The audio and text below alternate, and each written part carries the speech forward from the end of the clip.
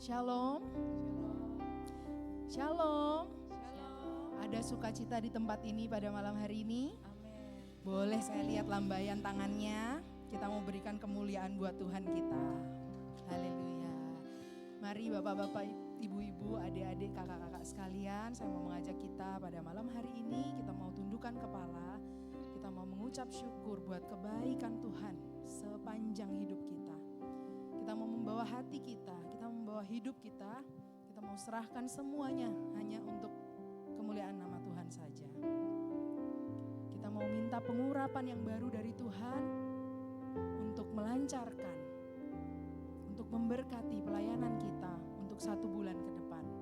Kita mau resapi bahwa Tuhan sudah berkorban di kayu salib untuk menebus dosa kita semua. Oleh karenanya kita mau sangat bersyukur kepada Tuhan karena kita ada hari ini dan masih diberi kesempatan untuk melayani oleh Tuhan. Itu semua hanya karena kebaikan Tuhan. Haleluya. Tuhan Yesus, kami datang Tuhan pada malam hari ini membawa hati kami, membawa hidup kami Tuhan. Kami mau serahkan semuanya hanya untuk kemuliaan-Mu saja Tuhan. Bapa, berikan kami urapan yang baru Tuhan, agar kami layak untuk melayani Engkau. Ampuni semua dosa kami Tuhan, layakkan kami Tuhan, agar pelayanan kami bisa menyenangkan hati-Mu. Haleluya. Kita memujikan pujian ini bersama-sama. Kita ada hari ini hanya karena kebaikan Tuhan Yesus. Kita mau katakan, Bapa, sungguh ku bersyukur Tuhan.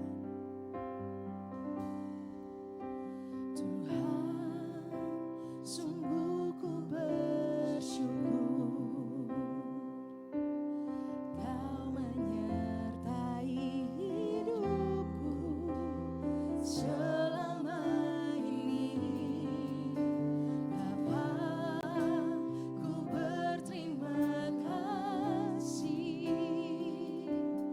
untuk kasih setia-Mu yang tak pernah berakhir.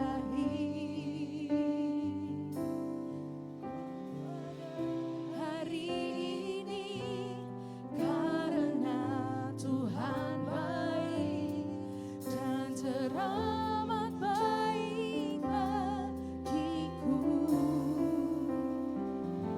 Semua yang ku alami bersama-Mu ku lewati. Indahnya kasih Tuhan seperti pelangi. Sehabis hujan. Kita mau katakan lagi betapa kita bersyukur. Tuhan, sungguh ku bersyukur. Kau menyertai hidupku selama ini. Bapa, ku berterima kasih untuk kasih setia-Mu yang tak pernah berakhir. Aku ada hari ini karena Tuhan baik dan teramat baik bagiku. Semua yang ku alami bersama-Mu ku lewati. Indahnya kasih Tuhan seperti pelangi. Sehabis hujan. Mari saya undang kita bangkit berdiri, kita pujikan pujian ini lebih bersungguh-sungguh lagi. Tuhan, sungguh ku bersyukur. Kau menyertai hidupku selama ini. Bapa, ku berterima kasih untuk kasih setia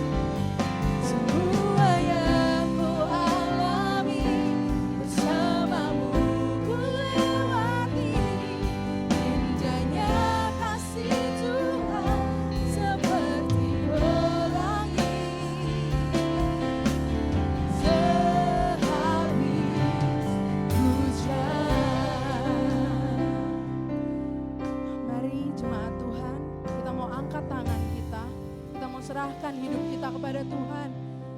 Kita mau bersyukur, kita mau naikkan syukur kita. Karena kita ada hari ini hanya karena kebaikan Tuhan saja. Kita pujikan pujian ini. Kita mau katakan, aku ada hari ini Tuhan, hanya karena kebaikan-Mu Tuhan. Yesus. Aku ada hari ini karena Tuhan baik dan teramat baik bagiku. Semua yang kami alami Tuhan, semua yang ku alami hanya bersama-Mu Tuhan. Ku lewati indahnya kasih Tuhan seperti pelangi.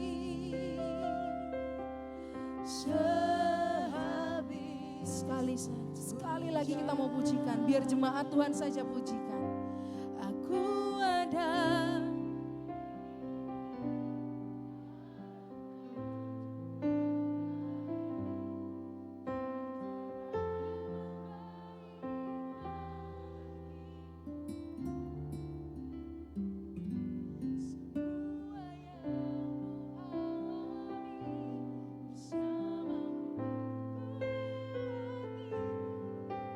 Indahnya kasih Tuhan seperti pelangi,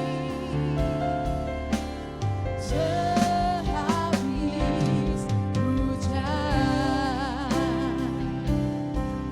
Haleluya Tuhan Yesus, kami ada hari ini Tuhan, ada hari ini karena Tuhan baik dan teramat baik bagiku.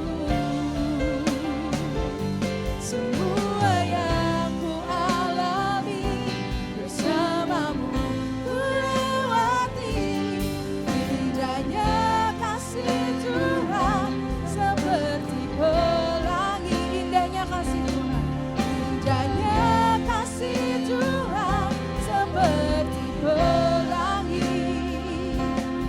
Indahnya kasih Tuhan seperti pelangi, sehabis hujan. Haleluya, kami memuji Tuhan karena Engkau baik. Haleluya, mari sembah Tuhan, angkat suaramu. Haleluya, Tuhan Yesus, kami bersyukur. Engkau Allah yang baik. Terima kasih Tuhan, terima kasih.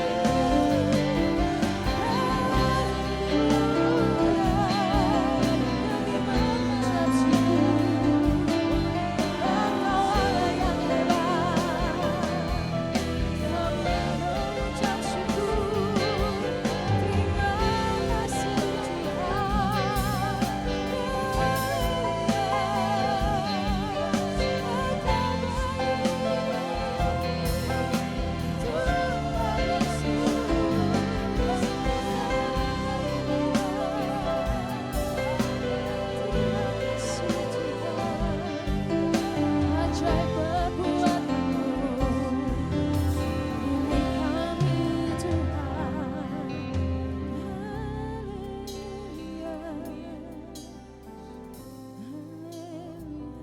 Kami bersyukur malam hari ini Bapa, karena kebaikan-Mu, karena anugerah-Mu Tuhan, kami boleh ada malam hari ini di tempat ini Bapa. Sungguh penyertaan Tuhan luar biasa. Engkau selalu ada menyertai setiap kehidupan kami Bapa. Terlebih malam hari ini Bapa, Kau izinkan kami, Kau layakkan kami Tuhan, untuk kami boleh hadir menikmati hadirat-Mu Tuhan. Kami menyerahkan setiap kami yang hadir malam hari ini Bapa. Kiranya Bapa, inilah kami, bentuklah kami, sempurnakan kami seturut dengan kehendak-Mu Bapa. Kami rindu Bapa, kami boleh menjadi pelayan-pelayan-Mu yang berkenan kepadamu. Pelayan-pelayan-Mu yang senantiasa boleh menyenangkan hati-Mu Tuhan. Kami rindu Bapa, apapun yang kami layani, semuanya Tuhan boleh menyenangkan hati-Mu Bapa. Kami menyerahkan pelayanan kami selama sebulan ini Tuhan. Kiranya Engkau sendiri yang menuntun langkah kami, Kau yang mengurapi kami Tuhan, Kau yang membuat semuanya berkenan kepadamu. Biarlah kami boleh menjadi berkat, kami boleh menjadi pelayan-pelayan yang indah untuk kemuliaan nama-Mu Bapa. Saatnya Bapa, kami akan dibekali akan kebenaran firman-Mu. Nyerahkan setiap kami, terlebih kami menyerahkan hamba-Mu yang Engkau pakai untuk membekali kami akan kebenaran firman-Mu. Kiranya Engkau mengurapi hamba-Mu, setiap firman yang disampaikan Bapa, semuanya boleh kami dengarkan, menjadi kekuatan, pedoman langkah hidup kami. Biarlah kami boleh menjadi pelayan-pelayan-Mu yang semakin berkenan di hadapan-Mu Tuhan. Terima kasih Bapa, terima kasih Tuhan Yesus. Kami sambut firman-Mu hanya di dalam nama Yesus. Haleluya. Amin. Amin, silahkan duduk. Terima kasih Pak Adi untuk doanya. Shalom Bapak Ibu. Puji Tuhan, para pelayan dikasih oleh Tuhan, mari kita buka Markus pasal yang ke-14. Bapak Ibu, Alkitab mencatat ada tokoh-tokoh besar yang pernah mengalami kegagalan rohani.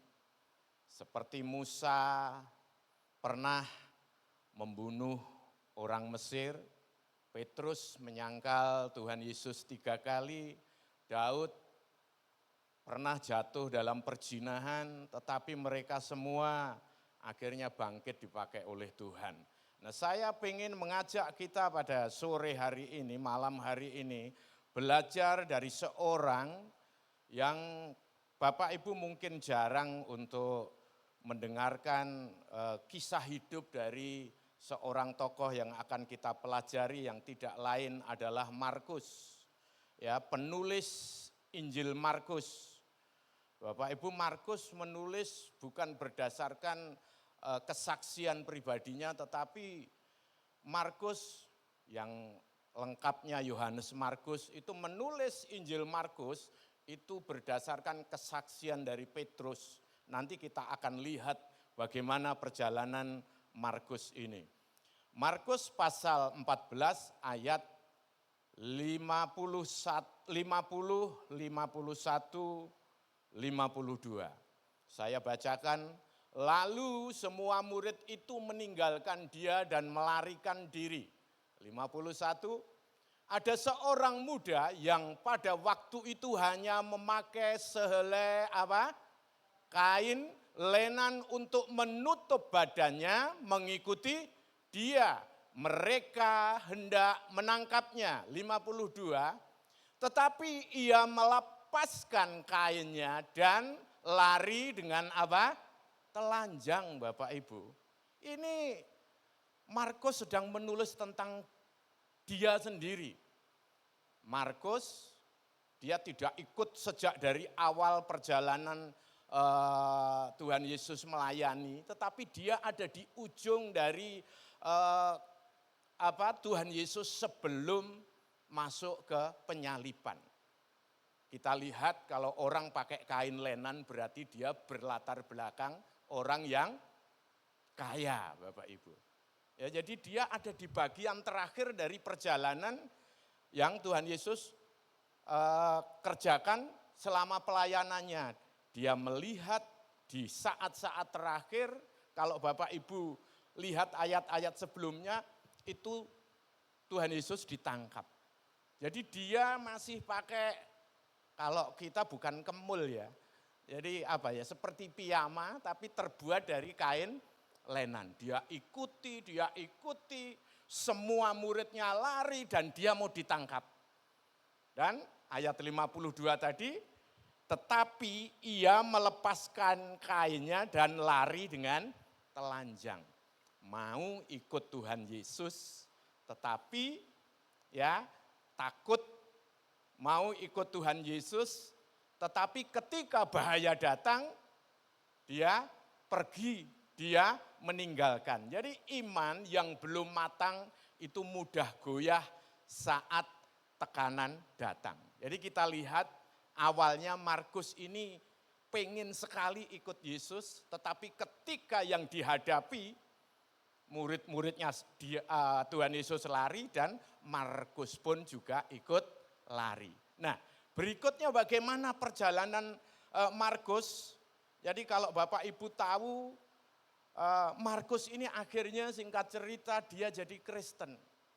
Dia terlibat di dalam pelayanan, tetapi Markus yang pernah lari dari salib ini, akhirnya dia ikut pelayanan. Dia melayani bersama rombongan Paulus dan Barnabas, dan latar belakang status sosialnya itu ternyata gandoli pelayanan dari siapa? Markus. Bapak Ibu yang dikasih oleh Tuhan. Kita lihat Kisah Rasul pasal yang ke-13. Kisah Rasul pasal 13 ayat yang ke-13. Lalu Paulus dan kawan-kawannya meninggalkan Pafos dan berlayar ke Perga di Pamfilia. Tetapi Yohanes ini juga itu orangnya sama dengan Markus. Nanti kita lihat ayat-ayatnya. Jadi tetapi Yohanes meninggalkan mereka lalu kembali ke Yerusalem. Singkat cerita, Yohanes Markus yang ikut di akhir dari perjalanan Tuhan Yesus sebelum ditangkap, dia ikut, dia jadi Kristen, dia terlibat pelayanan bersama dengan tokoh-tokoh besar, Barnabas dan siapa? Paulus. Tetapi sekali lagi ternyata ya masa lalunya itu gandoli. Di ayat ini dengan jelas, tetapi Yohanes meninggalkan mereka lalu kembali ke Yerusalem. Alkitab tidak lebih jauh apa alasan yang jelas ya Yohanes Markus ini dia meninggalkan pelayanan. Kita lihat Kisah Rasul 12 ayat yang ke-12. Kisah Rasul 12 ayat yang ke-12. Jadi Yohanes itu sama dengan Markus. Yohanes itu nama Ibrani, Markus itu nama Romawi Bapak Ibu. Ayat yang ke-12. Kisah Rasul 12 ayat yang ke-12. Dan setelah berpikir sebentar, pergilah ia ke rumah Maria, ibu Yohanes, yang disebut juga siapa? Markus. Ayat 25. Jadi biar kita tahu bahwa Yohanes itu juga Markus itu sama orangnya. Ayat 25. Barnabas dan Saulus kembali dari Yerusalem setelah mereka menyelesaikan tugas pelayanan mereka. Mereka membawa Yohanes yang disebut juga siapa? Markus. Jadi lebih enaknya kita sebut Yohanes Markus. Ya, Yohanes Markus ini pernah meninggalkan pelayanan di Kisah Rasul 13 ayat yang ke-13. Sekali lagi Alkitab tidak menjelaskan alasannya secara pasti. Kemungkinan besar Bapak Ibu, ya dia takut bahaya perjalanan pelayanan. Hari ini kalau kita pelayanan ke Manado enak Bapak Ibu, fasilitasnya komplit. Zaman ketika rasul-rasul mereka memberitakan Injil, itu resikonya sangat besar. Jadi kemungkinan besar Yohanes Markus ini meninggalkan pelayanan karena dia takut bahaya perjalanan. Tidak siap dengan tekanan pelayanan. Ternyata pelayanan itu menuntut harga bayar. Harga bayar yang tentunya tidak mudah ketika kita orang sibuk Bapak Ibu. Pelayanan berjejer di depan, kita enggak mau melayani asal-asalan, kita harus menyediakan waktu, kita harus mempersiapkan diri, kita harus fokus kepada firman yang kita pelajari.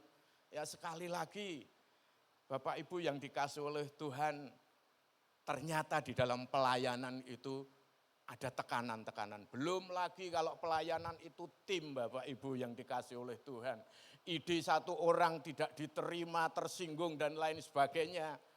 Ya, yang terjadi di Markus itu dia enggak siap menghadapi tekanan pelayanan. Dan yang kedua, dia kemungkinan homesick Bapak Ibu. Rindu rumah, rindu Yerusalem, rindu kain lenan. Ternyata di pelayanan tidak menjanjikan secara finansial.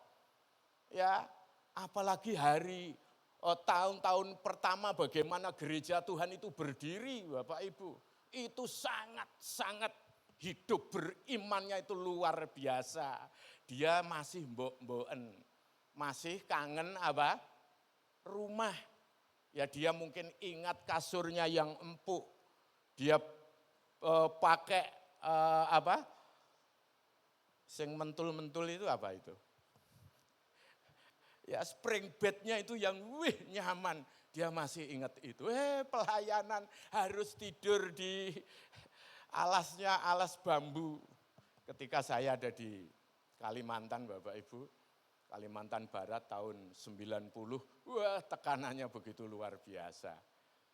Saya laki-laki berarti tahun 90, berarti 64 saya umur berapa itu? Nangis saya Bapak Ibu. Di sana hanya ada dengar suara kalau di tengah hutan itu. Wah, ingat Pontianak, ingat Madiun, ingat Jakarta. Ya, masih Yohanes Markus ini masih rindu, masih kangen. Nah, inilah kegagalan pelayanan Yohanes Markus. Nah, tidak semua orang yang memulai pelayanan mampu bertahan dalam pelayanan. Bagaimana Bapak Ibu dengan kita hari ini? Kita yang setiap kali memperbaharui komitmen kita. Tuhan, aku mau lebih sungguh-sungguh.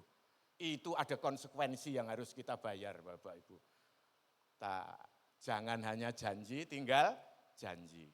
Ya, tidak semua orang yang memulai pelayanan mampu bertahan dalam pelayanan. Yang kita lihat dari Yohanes Markus ini, Kisah Rasul 13 ayat 13, dia tinggalkan. Karena ada beberapa alasan. Yang berikutnya, Kisah Rasul pasal yang ke-15, ayat yang ke-35 sampai 41. Ayat 35 sampai 41. Paulus dan Barnabas tinggal beberapa lama di Antiokhia. Mereka bersama-sama dengan banyak orang lain mengajar dan memberitakan firman Tuhan. 36. Tetapi beberapa waktu kemudian berkatalah Paulus kepada Barnabas, baiklah kita kembali kepada saudara-saudara kita di setiap kota. Jadi ini perjalanan penginjilan Paulus dan Barnabas yang kedua kali. Ya, baiklah kita kembali kepada saudara-saudara kita di setiap kota di mana kita telah memberitakan firman Tuhan untuk melihat bagaimana keadaan mereka. 37. Barnabas ingin membawa juga siapa? Yohanes yang disebut Markus. 38. Tetapi Paulus dengan tegas berkata bahwa tidak baik membawa serta orang yang telah meninggalkan mereka di Pamfilia dan tidak mau turut bekerja bersama-sama dengan mereka. 39. Hal itu menimbulkan apa? Perselisihan yang tajam. Jadi gara-gara Yohanes Markus ini, Paulus dan Barnabas ini pendapatnya berbeda. Yohanes Markus pernah jadi sumber konflik di pelayanan. Ojo dijak.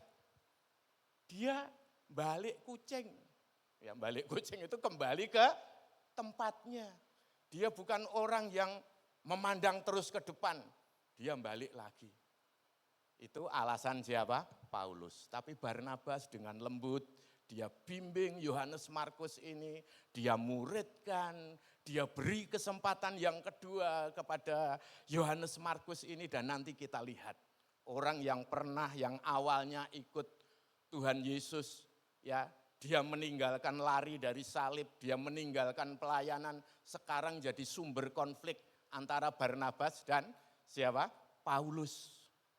Ya, terus ayat yang ke-39, hal itu menimbulkan perselisihan yang tajam sehingga mereka berpisah dan Barnabas membawa Markus juga sertanya berlayar ke Siprus. Ayat 40, tetapi Paulus memilih siapa? Silas, dan sesudah diserahkan oleh saudara-saudara itu kepada kasih karunia Tuhan, berangkatlah ia mengelilingi Syria dan Kilikia sambil meneguhkan jemaat-jemaat di situ. Yang ketiga ini, Markus pernah menjadi sumber konflik pelayanan. Ya, ketika Paulus dan Barnabas akan melakukan perjalanan misi kedua, Barnabas ingin membawa Markus, tapi Paulus menolak keras. Markus dianggap tidak dapat dipercaya dan tidak layak ikut pelayanan. Inilah kegagalan puncak dari siapa? Yohanes Markus. Berikutnya kita lihat 1 Petrus 5 ayat 13. 1 Petrus 5 ayat 13. Salam kepada kamu sekalian dari kawanmu yang terpilih, yang di Babylon, dan juga dari siapa? Markus anakku. Sesudah beberapa peristiwa dalam pelayanan ini, Bapak Ibu, ternyata Markus ini menjadi anak rohani dari siapa? Petrus. Dia dimuridkan, dia di-upgrade kembali. Markus melihat cara hidup Petrus, Markus melihat bagaimana Petrus begitu giat dalam pelayanan. Sehingga sesudah itu dia mendapatkan pemulihan. Orang yang pernah gagal, ketika mendapatkan kesempatan kedua, dia manfaatkan dengan baik, ya. Lebih baik ditolak Barnabas, ditolak siapa? Paulus, daripada ditolak Tuhan. Seperti Matius 7, 21, 23. Orang-orang yang di pelayanan, mungkin kegagalan kita semua orang enggak tahu. Yang tahu diri pribadi kita, itu pun kalau kita mau jujur terhadap diri kita sendiri. Lebih baik kita ditolak seperti Yohanes Markus ditolak oleh Paulus, daripada nanti ketika kita masuk di kekekalan, kita menggenapi Matius 7, 21, 23. Kesempatan disinilah di dalam pelayanan kita di-upgrade, kita dimuridkan, kita mau dibimbing, kita mau dimentori, kita mau mendapatkan pelajaran dari senior-senior, dari orang-orang yang kita anggap bisa jadi teladan buat kita. Para pelayan yang dikasih oleh Tuhan. Kita belajar dari siapa? Yohanes Markus. Mungkin kita menyembunyikan kegagalan kita. Orang enggak tahu. Hanya dia yang tahu. Tapi ketika kita mau terus mengupgrade diri kita mau terus dibimbing, maka pada akhirnya kita nanti menjadi berguna di ladang Tuhan. Ya, jadi akhirnya siapa? Yohanes Markus ini dimuridkan oleh Petrus. Makanya sekali lagi Injil Markus itu ditulis oleh Markus itu dari kesaksian siapa? Petrus. Karena Markus ini tidak tahu perjalanan panjang pelayanan Tuhan Yesus. Kolose pasal 4 ayat yang ke-10. Kolose pasal 4 ayat yang ke-10. Salam kepada kamu dari Aristarkus, temanku sepenjara, dan dari siapa? Markus, kemenakan Barnabas. Tentang dia kamu telah menerima pesan, terimalah dia apabila dia datang kepadamu. Kolose ini ditulis oleh siapa? Paulus. Ya, sekarang Paulus ini siapa? Yohanes Markus ini menjadi rekan sekerja siapa? Paulus. Yang tadinya mentah-mentah Paulus itu menolak untuk Yohanes Markus terlibat di dalam pelayanan. Sesudah mendapat kesempatan yang kedua dalam bimbingan Barnabas, sesudah dimuridkan oleh Petrus, pelayanan Markus ini dipulihkan. Dia menjadi rekan sekerja siapa? Paulus. Perhatikan ayat ke-10 awal. Salam kepada kamu dari Aristarkus, temanku sepenjara, dan dari Markus. Sekarang Markus dan Paulus itu menjadi teman sekerja. Yang tadinya Markus punya perjalanan kegagalan dalam pelayanannya. Bapak Ibu yang dikasih oleh Tuhan, pelajaran apa yang kita dapatkan? Ya, dibimbing Petrus, dimuridkan, dipulihkan secara rohani sehingga menulis Injil Markus. Ya, Paulus yang dulu menolak Markus, ia menerimanya menjadi rekan sekerja karena sudah lebih dulu dibimbing oleh Barnabas dan diberi kesempatan. Banyak orang gagal pelayanan bukan karena dosanya terlalu besar, tetapi karena tidak ada yang mau memulihkan dan memberi kesempatan yang kedua. Terakhir kita lihat 2 Timotius pasal 4 ayat 10 dan 11. 2 Timotius 4, 10, 11. Karena Demas telah mencintai dunia ini. Ya, ternyata orang yang melayani bisa kembali mencintai siapa? Dunia. Dia balik ke masa lalunya. Ya, ternyata masa lalunya ini masih gandoli kuat. Dia belum mampu bisa melepaskan.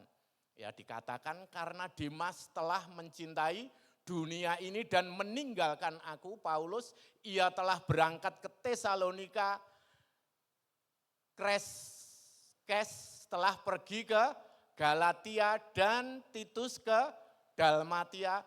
11, hanya Lukas yang tinggal dengan aku, jemputlah siapa? Markus dan bawalah ia kemari karena baca sama-sama, pelayanannya penting bagiku. Kita belajar kisah gelap yang pernah dialami oleh Yohanes Markus. Di terakhir ini dikatakan karena pelayanan siapa? Yohanes Markus penting bagi siapa? Paulus. Yang dulu, gua gak kanggo iki, gak patut, gak layak. Ternyata sesudah diberi kesempatan, sesudah dimuridkan, ada penundukan diri, ada kerinduan bertobat, memperbaiki diri. Yohanes Markus yang pernah punya sisi gelap, dikatakan oleh Paulus, pelayanannya berguna bagiku. Pelajaran penting apa yang kita dapatkan Bapak Ibu yang dikasih oleh Tuhan? Seorang pelayan bisa mengalami masa gelap.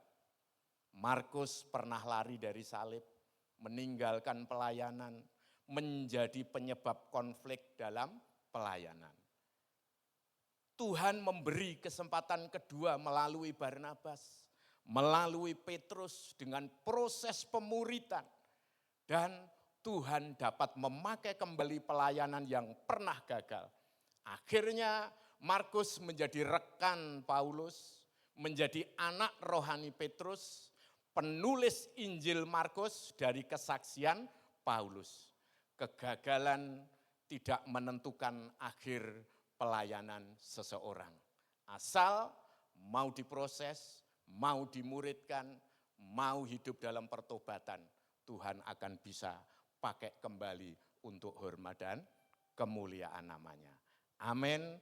Mudah-mudahan memberkati kita semua. Saya kembalikan kita masuk di dalam penyembahan dan pengurapan.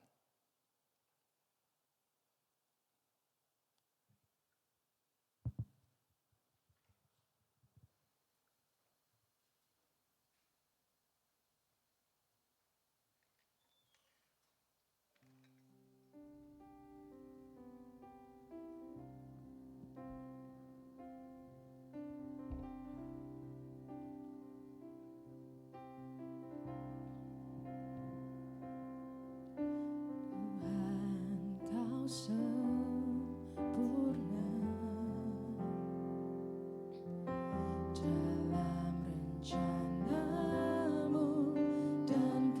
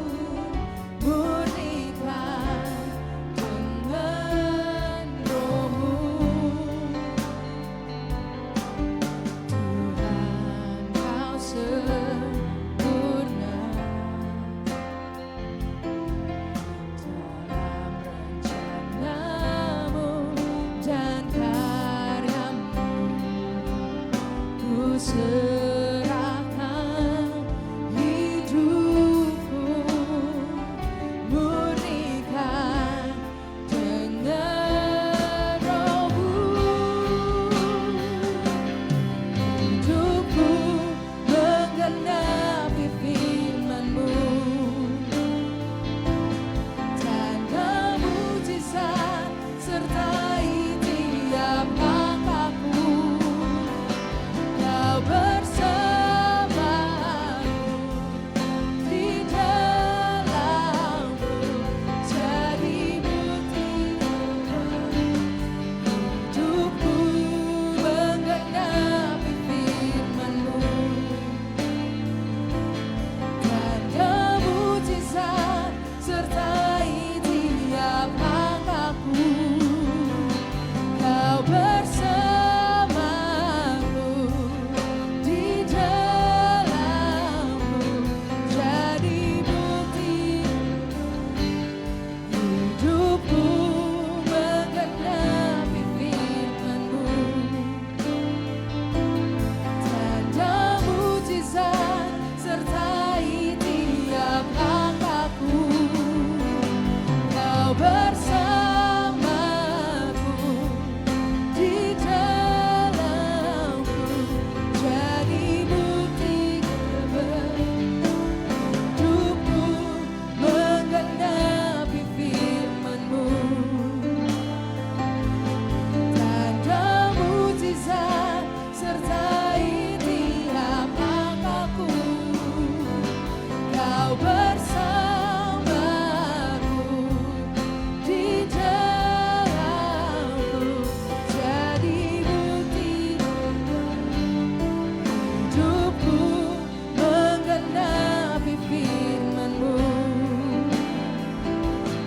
Tanda mujizat sertai tiap langkahku. Kau bersamaku di dalamku, jadi bukti hidupku menggenapi firman-Mu. Tanda mujizat sertai tiap langkahku. Kau bersamaku di dalamku, jadi bukti hidupku menggenapi firman-Mu. Tanda mujizat sertai tiap langkahku. Kau bersamaku di dalamku, jadi bukti hidupku menggenapi firman-Mu. Tanda mujizat sertai tiap langkahku. Kau bersamaku di dalamku, jadi bukti hidupku menggenapi firman-Mu. Tanda mujizat sertai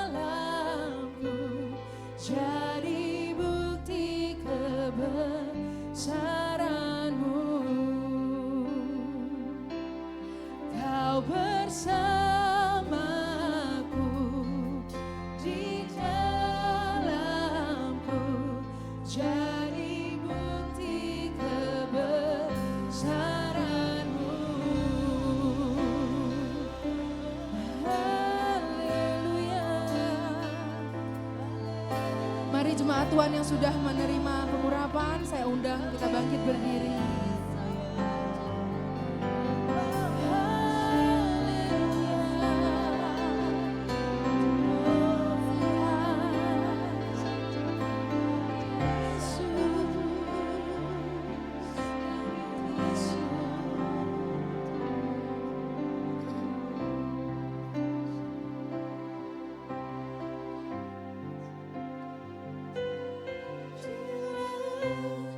Tuhan Yesus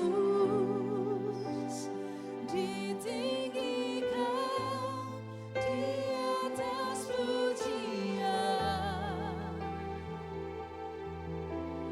dari dalam lubuk hatiku ku sujud dan berterima kasih. Terpujilah Tuhan Yesus ditinggikan di atas pujian, dari dalam lubuk hatiku ku sujud dan berterima kasih. Terpujilah Tuhan Yesus ditinggikan di atas pujian, dari dalam lubuk hatiku ku sujud dan berterima kasih. Dari dalam lubuk hatiku ku sujud dan berterima kasih. Dari dalam lubuk hatiku ku sujud dan berterima kasih. Berikan kemuliaan. Haleluya. Haleluya. Kami bersyukur. Terima kasih. Tuhan Yesus, malam hari ini di penghujung paripurnanya ibadah pengurapan, kami mengucap syukur bahwasanya sampai saat ini Engkau tetap mempercayai kami untuk kami menjadi pelayan-pelayan-Mu. Terlebih malam hari ini kami mengucap syukur, urapan-Mu akan memampukan kami melayani sesuai dengan kehendak-Mu. Melalui urapan-Mu yang baru yang kami terima malam hari ini, membawa pelayanan kami semakin berkenan dan menjadi berkat untuk kemuliaan nama-Mu. Terima kasih Bapa, berkati setiap pelayan-pelayan-Mu yang hadir pada malam hari dengan berkat yang terbaik. Pelayan-pelayan yang melayani kami pada malam hari ini, apapun pelayanannya, Tuhan pun berkati mereka dengan berkat yang terbaik pula Bapa. Terima kasih Tuhan, terima kasih.